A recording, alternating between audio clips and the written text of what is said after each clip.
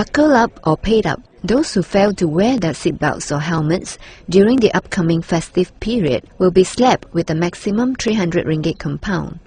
The fine would be imposed during Ops Bersepadu from February 8 until February 22nd by the police in cooperation with the Road Transport Department. Transport Minister Datuk Keat says those who committed 7 other serious offences would also face the maximum 300 ringgit fine. Satu operasi bersepadu akan dilaksanakan oleh Polis Diraja Malaysia dengan kerjasama JPJ pada 8 hingga 22 hari bulan Februari tahun ini, di mana sepanjang tempoh tersebut kadar kompaun maksimum RM300 dikenakan ke atas 7.2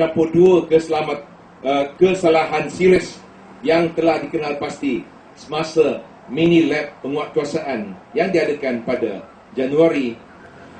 bulan Januari ini, baru-baru ini, anjuran JPJ dengan kerjasama MyRos.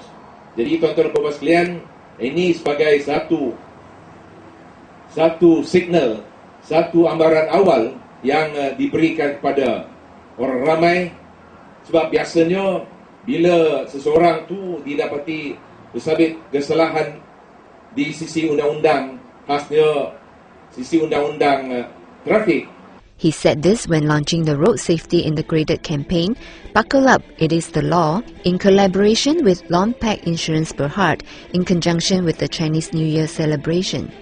Ong says the 7+2 are serious offences identified as the main cause of road accidents.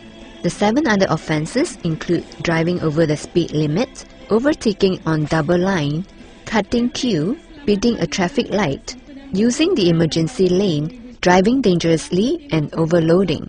Limiyuk, The Star, Malaysia.